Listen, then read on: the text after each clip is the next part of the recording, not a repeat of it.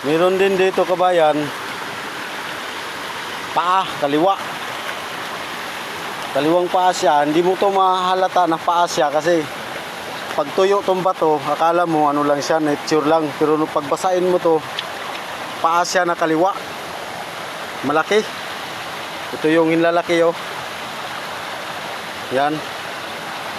Malaking paa siya. Tapos ayun ang pointer niya doon. Papunta doon sa may X na yon. Ayun yung X. Ayun yung X oh, sa may taas. Puntahan natin. Ito lang, galing dito mga 2 meters. Tapos ito yung X kabayan. Ito, X. Tapos may dot siya dito.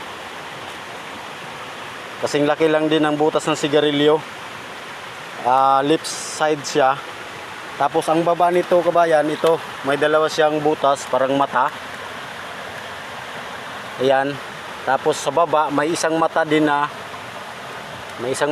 mahaba yung tulis, ang ano, yung gilid niya. Ayun, parang may hiwa papunta rito.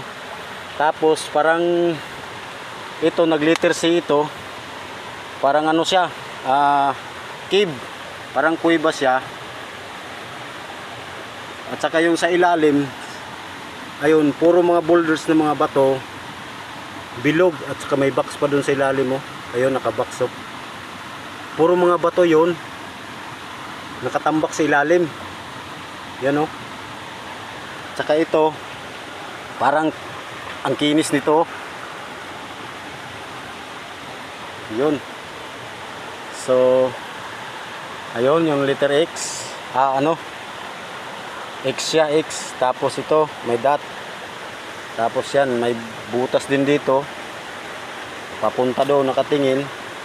May butas rin dito, dalawa. Parang may tinitingnan siya papunta dito sa may ano. Ayun, doon sa may sapa na yon.